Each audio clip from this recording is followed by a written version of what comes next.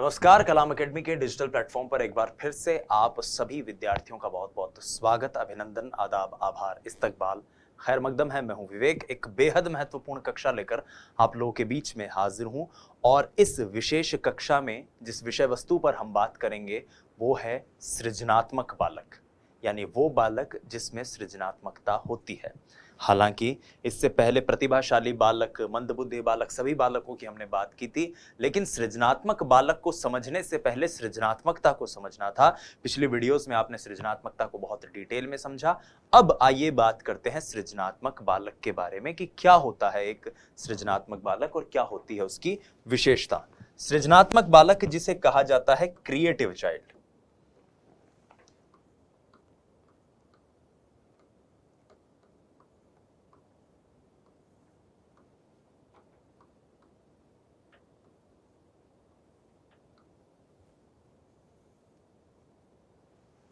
और वो जो क्रिएटिव चाइल्ड होता है वो क्रिएटिव क्यों होता है? क्योंकि उसमें सृजनात्मकता होती है। अब सृजनात्मकता क्या है, क्या इसके तत्व हैं, कैसे इसका विकास होता है, कौन से इसके सिद्धांत हैं, किस प्रकार से इसका मापन होता है, ये सारी चर्चा हम पिछले वीडियो में कर चुके हैं। इस वीडियो में हम सृजनात्मक बालक की विशेषता देखेंगे और साथ ही साथ जानने की कोशिश करेंगे कि एक बालक में सृजनात्मकता के विकास के लिए उसके शिक्षक को या उसके विद्यालय को क्या प्रयास करने चाहिए। आइए सबसे पहले इस बात को जानने की कोशिश करें। उससे पहले एक छोटा सा बात या एक छोटी सी बिंदु मैं आप लोगों के सामने क्लियर करता हूं और वो है ब्रूनर के अनुसार सृजनात्मकता के कौन कौन से पक्ष हैं। हमने सिम्पसन के अनुसार भी देखे थे, हमने गिलफोर्ड और टॉरेंस के अनुसार देखे थे। तो ब्रूनर के अनुसार सृजनात्मकता के 3 महत्वपूर्ण पक्ष हैं।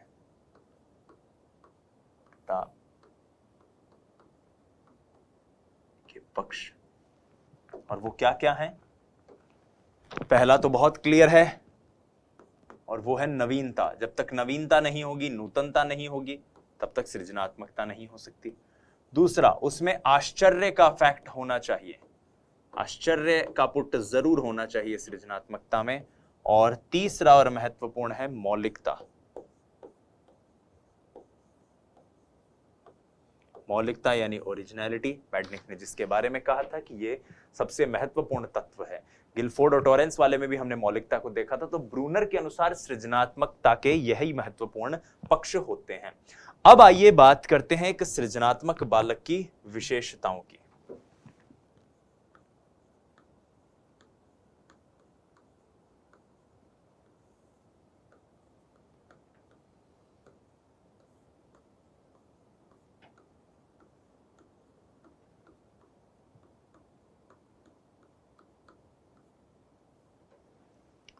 सृजनात्मक बालक में कौन कौन सी विशेषताएं दृष्टिगत होती है, आइए उसकी बात करते हैं। कुछ 8-10 विशेषताएं हैं जिनको आपको याद रखना है, क्योंकि जो प्रश्न आएगा वो ये ऐसा ही आएगा कि निम्नलिखित में से एक सृजनात्मक बालक की क्या विशेषता है और क्या विशेषता नहीं है। तो सबसे पहली विशेषता जो हम पढ़ते हैं वो ये कि ये बालक खोजी, अन्वेषी,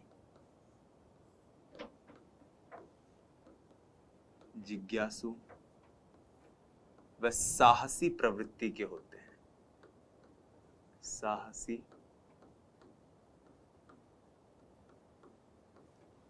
प्रवृत्ति के होते हैं। खोजी होते हैं, अन्वेषी होते हैं, जिज्ञासु होते हैं, साहसी होते हैं, उत्साही होते हैं और इसी कारण यह आत्मविश्वास और आत्मनिर्भर होते हैं। आत्मनिर्भर होते हैं मतलब अपना काम, अपनी जिम्मेदारियां खुद उठाने में सक्षम होते हैं। आत्मनिर्भर होते हैं व आत्मविश्वासी होते हैं।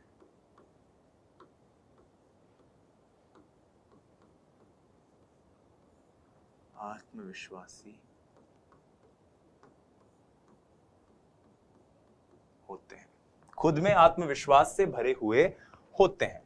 तीसरा पॉइंट जो यहां पर आता है वो ये कि ये बालक रहस्य की ओर आकर्षित होते हैं, मिस्ट्री की ओर आकर्षित होते हैं।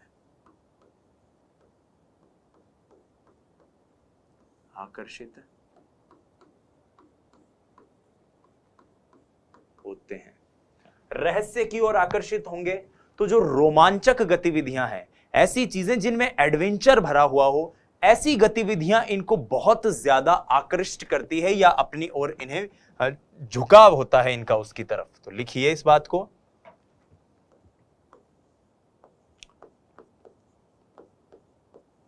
रोमांचक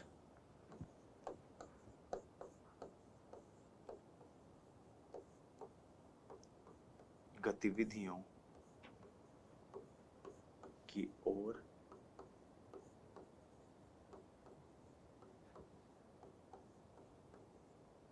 आकर्षित होते हैं। ये जो बच्चे होते हैं इनके अंदर महत्वाकांक्षाओं का, एस्पिरेशंस का जो स्तर है वो बहुत ऊंचा होता है और इसी कारण ऐसे बच्चों का उपलब्धि अभिप्रेरण का स्तर भी बहुत ज्यादा होता है। लिखिए, उच्च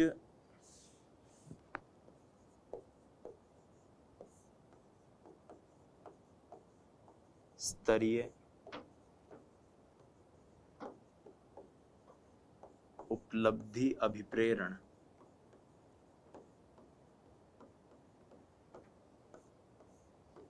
व महत्वाकांक्षा का स्तर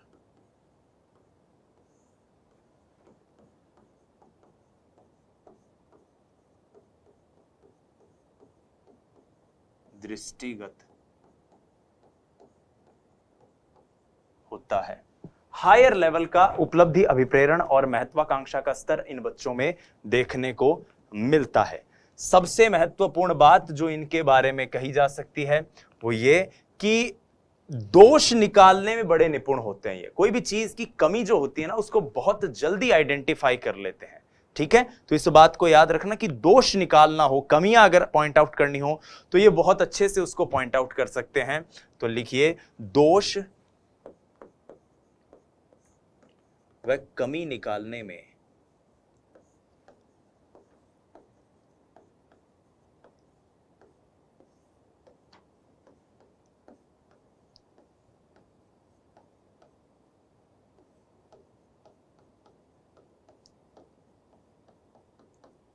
निपुण होते हैं, दोष व कमी निकालने में निपुण होते हैं और इसीलिए ये स्वस्थ, सटीक और रचनात्मक आलोचक होते हैं।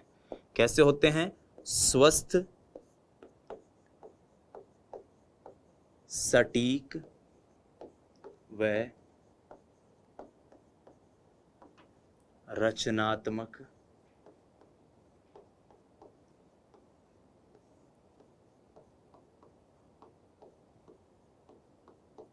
आलोचक होते हैं। आलोचक का मतलब एक व्यक्ति जो आलोचना का मतलब है कमी निकाल सके, अच्छाई बता सके, हर चीज का एक बैलेंस्ड रिव्यू दे सके, और ऐसा जो व्यक्ति होता है वो यही लोग होते हैं। इसीलिए स्वस्थ, सटीक और रचनात्मक आलोचक होते हैं। उसके अलावा दोष व कमी निकालने में निपुण होते हैं। ये एक बार परीक्षा में पूछा भी जा चुका है कि वो कौन से बालक हैं जो दोष व कमियां बहुत अच्छे से निकाल सकते हैं, और ऐसे बालक सृजनात्मक बालक ही होते हैं। आइए सृजनात्मक बालकों की कुछ और विशेषताओं को समझने की कोशिश करते हैं। कोई न कोई परेशानी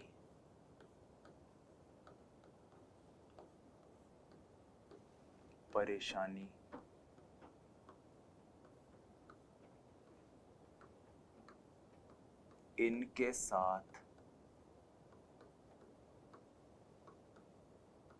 हमेशा जुड़ी होती है।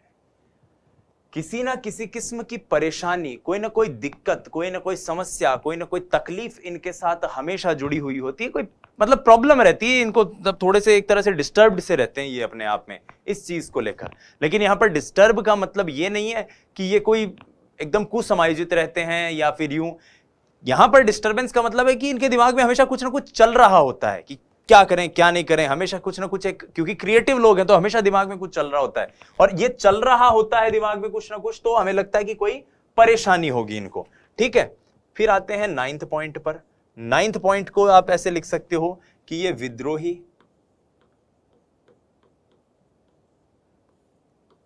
तार्किक व प्रगतिशील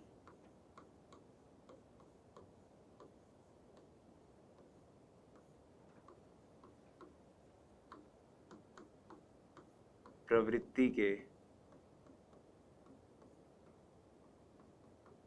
होते हैं। विद्रोही होते हैं, तार्किक होते हैं, प्रगतिशील प्रवृत्ति के होते हैं।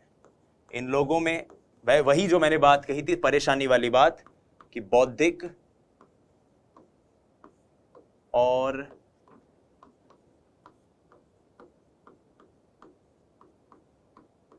सामवेगिक या संवेगात्मक स्थिरता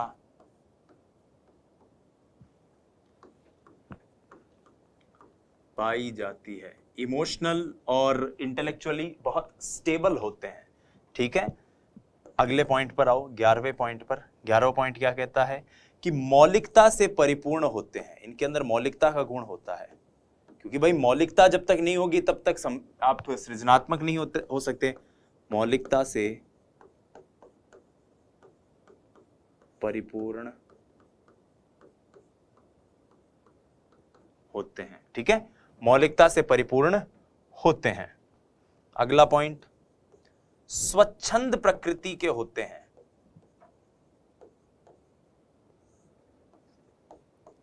स्वच्छंद प्रकृति के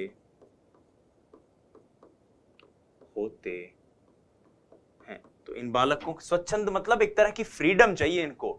आपने, जब हमने सिद्धांत पढ़े थे तब हमने देखा भी था कि पर्यावरणीय सिद्धांत कहता भी है कि बंद कमरे में सृजनात्मकता नहीं आ सकती। उसके लिए वातावरण के साथ व्यक्ति की एक तरह की अंतःक्रिया होनी जरूरी है। और जो सृजनात्मक बालक या बालिकाएं होते हैं वो होते भी स्वच्छंद प्रवृत्ति के हैं। उनको आप बांध कर नहीं रख सकते, बांध कर रखोगे तो वो परेशान हो जाएंगे। स्वच्छंद प्रकृति के होते हैं। उसके बाद अगला है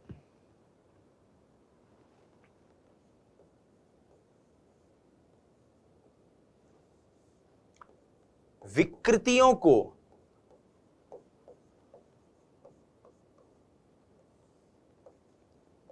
स्वीकार करते हैं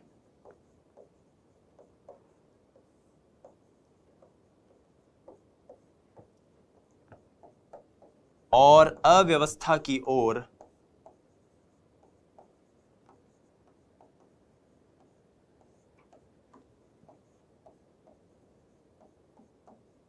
इनका तुरंत ध्यान जाता है।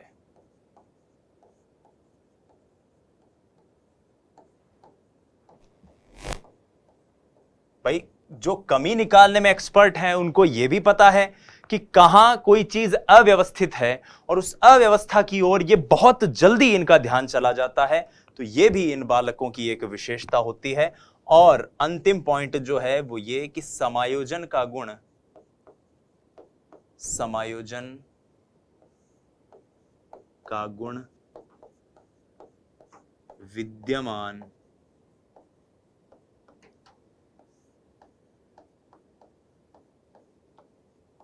होता है। तो जो सृजनात्मक बालक होते हैं उनके अंदर ये गुण विद्यमान होता है कि वो अपने आप को क्या रख सकें, समायोजित रख सकें। समायोजन का गुण भी इनके अंतर्गत अंदर होता है। तो क्या क्या चीजें देख ली हमने? देख ली खोजी अन्वेषी प्रवृत्ति होना, आत्मनिर्भर होना, और इस प्रकार से हमने करीब 13-14 विशेषताएं इन सृजनात्मक बालकों की देखी।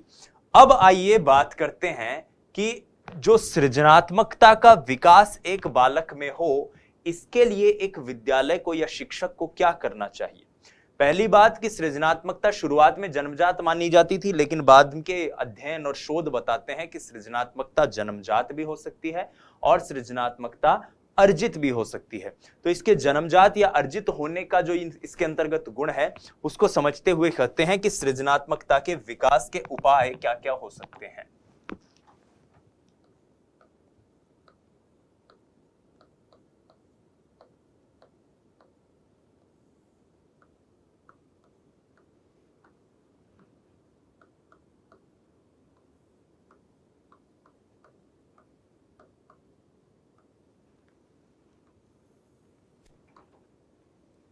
सृजनात्मकता के विकास के उपाय।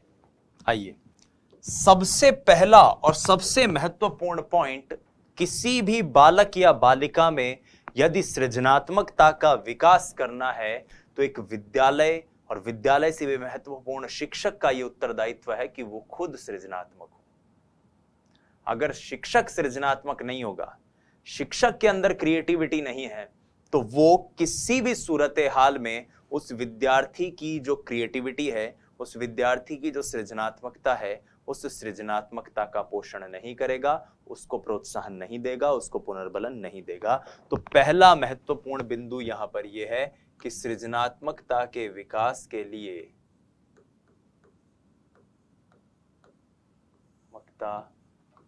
के विकास के लिए यह आवश्यक है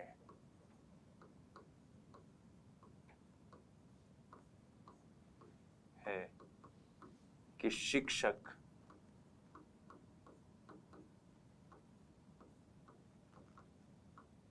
स्वयं सृजनात्मक हो।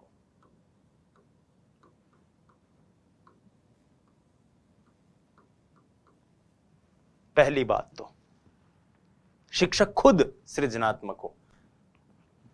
अब जो शिक्षक सृजनात्मक है तो वो बच्चों से क्या उम्मीद करेगा?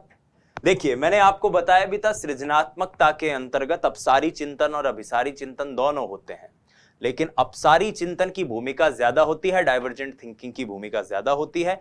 अभिसारी चिंतन सिर्फ आपके द्वारा अपसारी चिंतन से जो आपने समाधान खोजे हैं उनमें से बेस्ट समाधान को ढूंढने में मदद करेगा, लेकिन एक जिसको हम कहते हैं लचीलापन जो आएगा आपके चिंतन के अंदर, वो केवल और केवल अपसारी चिंतन लेकर आ सकता है। तो इस लचीलेपन के कारण यह बात कही जाती है कि शिक्षक को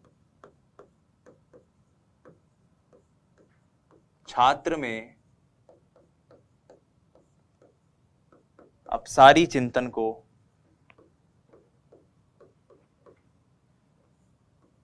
अपसारी चिंतन, अभिसारी चिंतन हमने देखा था, यानी कि डाइवर्जेंट थिंकिंग,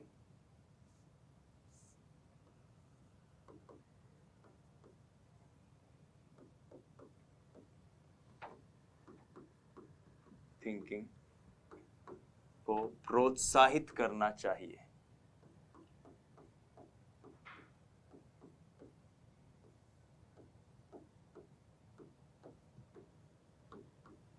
अगर एक टीचर उस बच्चे के अपसारी चिंतन को अगर प्रोत्साहित नहीं करेगा तो बात नहीं बनेगी।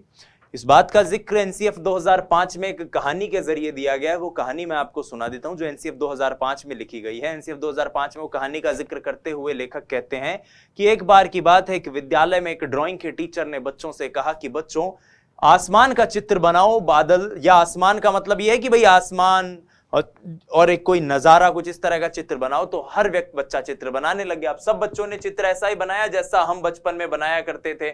ऐसे पहाड़ बना दिए, फिर ऐसे नदी बना दी, फिर ऐसे एक सूरज उगा दिया, है ना, और फिर इधर एक झोपड़ी बना दी ऐसे। तो सब बच्चे कुछ इसी तरह का चित्र बना रहे थे। एक बच्चा था जिसने सूरज बनाया ही नहीं, आसमान सब बच्चे नीले रंग का दिखा रहे थे, इस बच्चे ने पूरा आसमान ग्रे कलर का दिखा दिया।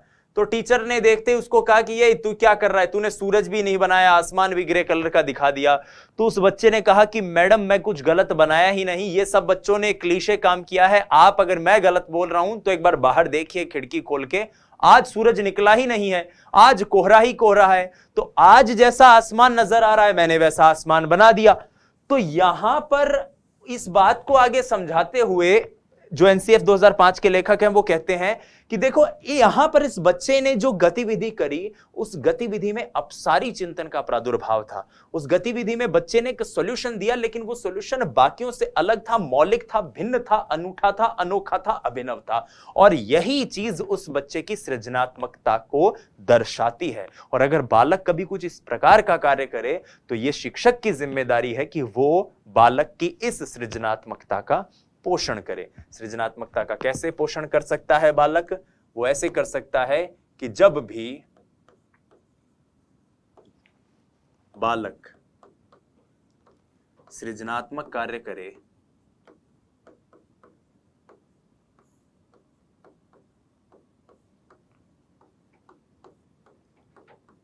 तो शिक्षक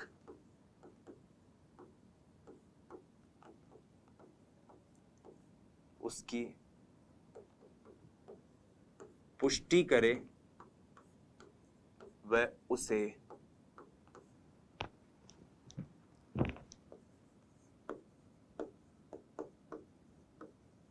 पुनर्बलन दे। शिक्षक उसकी पुष्टि करे और उसे पुनर्बलन दे, ये एक शिक्षक का उत्तरदायित्व है बालक के अंदर सृजनात्मकता का पोषण करने के लिए। ठीक है, ये इतनी बात हमने इसमें जानी। एक और चीज इसके अंतर्गत आती है, वो ये कि नवीन कार्य करने पर, नवीन कार्य करने पर शिक्षक छात्र को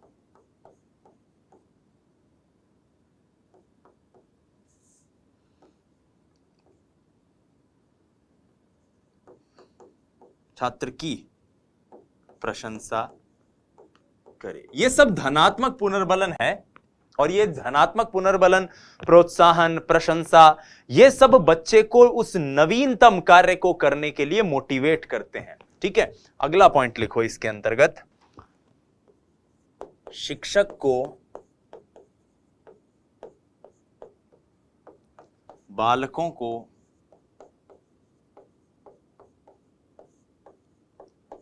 रचनात्मक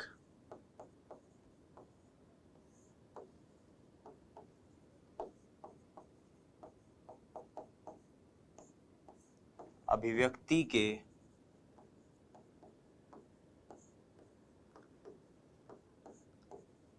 अवसर देने चाहिए। बालकों को रचनात्मक अभिव्यक्ति के अवसर देने चाहिए। अब ये रचनात्मक अभिव्यक्ति के अवसर कैसे दिए जा सकते हैं? ये दिए जा सकते हैं विद्यालय में समय समय पर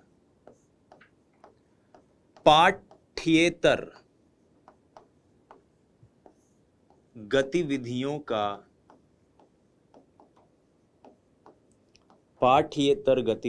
का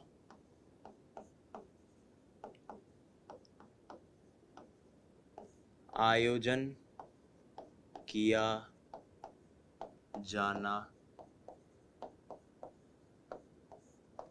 चाहिए।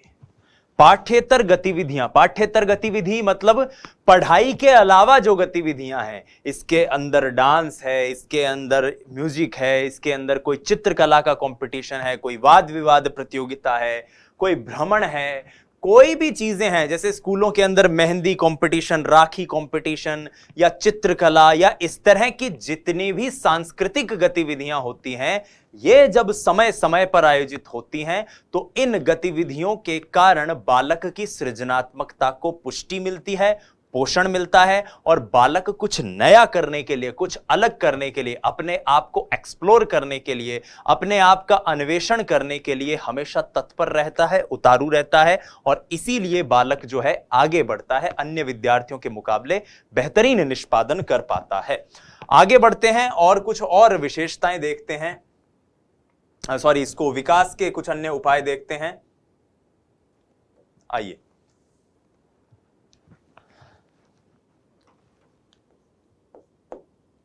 शिक्षक को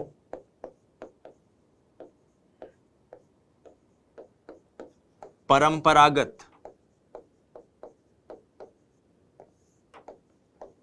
विधि की अपेक्षा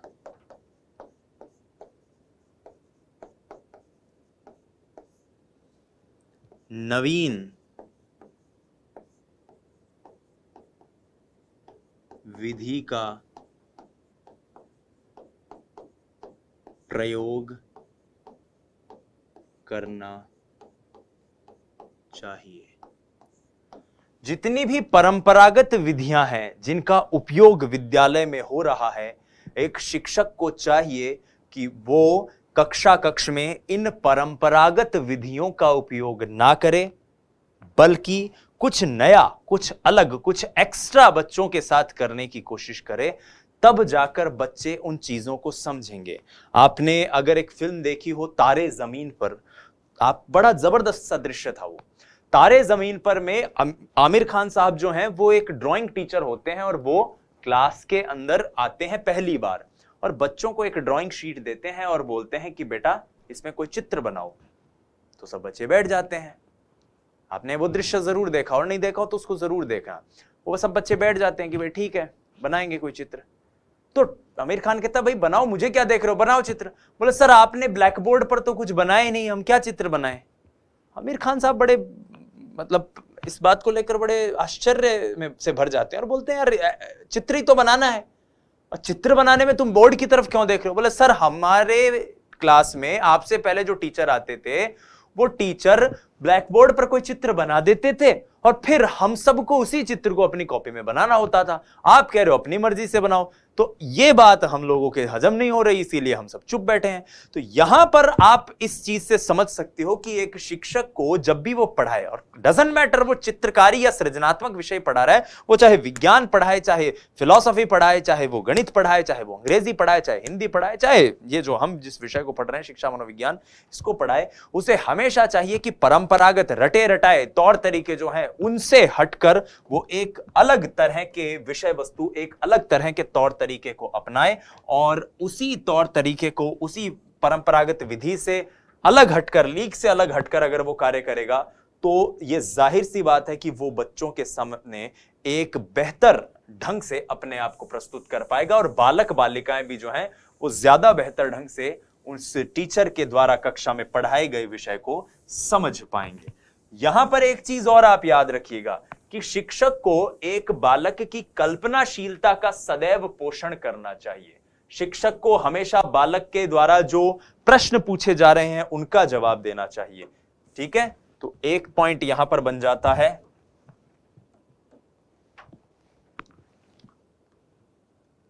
आठवां पॉइंट है शिक्षक को बालक की रचनात्मकता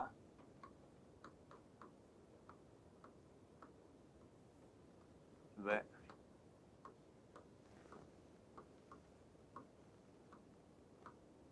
कल्पनाशीलता को पोषित करना चाहिए या उसका पोषण करना चाहिए।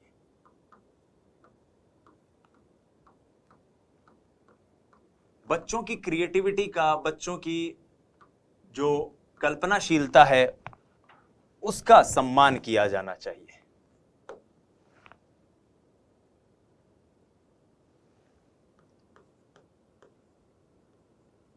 बच्चों की जिज्ञासा की अभिव्यक्ति के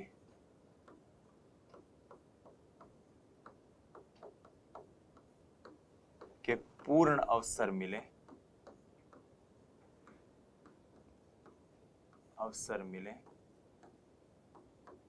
और उनके प्रश्नों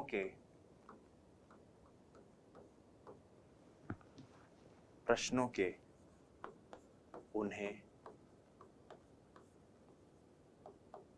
उचित उत्तर मिलने चाहिए। जो उस बालक या बालिका के मन में प्रश्न उठ रहे हैं उन प्रश्नों का उसे उचित और समुचित जवाब मिले, यह भी जिम्मेदारी एक शिक्षक की ही है। अगला पॉइंट इसके अंदर जो आता है वो ये कि शिक्षक को प्रोजेक्ट कार्य करने के लिए एक बच्चे को प्रोत्साहित करना चाहिए। तो शिक्षक को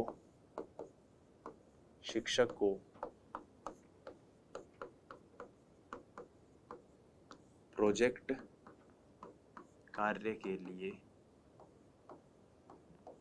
बालक को प्रोत्साहित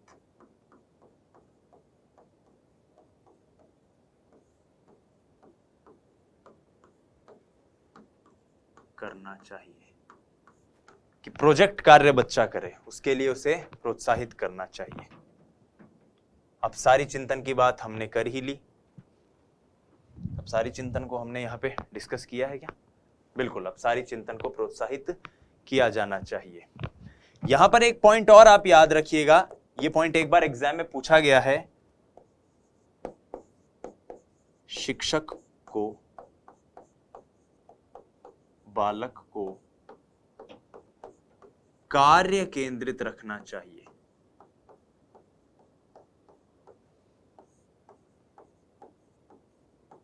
रखना चाहिए। लक्ष्य महत्वपूर्ण नहीं है, महत्वपूर्ण है कार्य। विजय विशेष है नहीं, विशेष तो प्रयास है, और चखा न स्वार हाद का तो फिर कहां विकास है।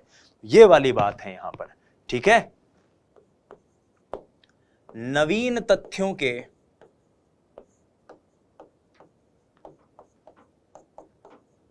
संकलन पर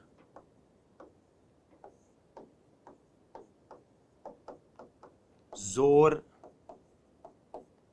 देना चाहिए कि नवीन तथ्य जो बच्चा ढूंढ रहा है वो कैसे उन सूचनाओं को एकत्रित कर रहा है, कैसे उन तथ्यों का संकलन कर रहा है, इसके ऊपर एक शिक्षक को चाहिए कि वो बल दे। और अंतिम पॉइंट कि बालक के उन्नत मानसिक स्वास्थ्य व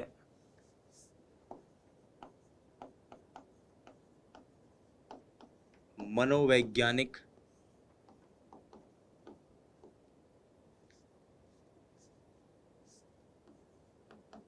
स्वतंत्रता के उचित अवसर दिए जाने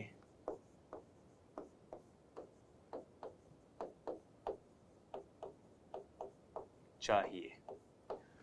बालक का मानसिक स्वास्थ्य जितना उन्नत होगा, मनोवैज्ञानिक रूप से जो विद्यालय में वो जितना स्वतंत्र महसूस करेगा, वहीं से उसके अंदर मौलिकता आएगी, और वहीं से वो जो बालक है नवीनता और मौलिकता के संपुट के साथ सृजनात्मकता का स्वयं में विकास करेगा। हालांकि सृजनात्मकता को जन्मजात माना गया था, लेकिन टॉरेंस जैसे कई मनोवैज्ञानिकों ने अध्ययन के बाद इस बात की पुष्टि की है कि विद्यालय में सृजनात्मकता को एक विषय के रूप में भी पढ़ाया जा सकता है, और वो किस प्रकार से उसका विकास होना चाहिए, ये सारी चीजें इसके अंदर हैं। इसके अलावा और भी बहुत सारे पॉइंट है जो मैंने लिखाए नहीं है, लेकिन आप समझ सकते हैं कि भाई विद्यालय का जो माहौल है वो सद्भावना युक्त होना चाहिए, सकारात्मक होना चाहिए, नकारात्मकता नहीं होनी चाहिए, आशावादी होना चाहिए। बच्चे के ऊपर नंबर लाने के, मार्क्स अर्जित करने का, फर्स्ट रैंक लाने का ये जोर नहीं होना चाहिए।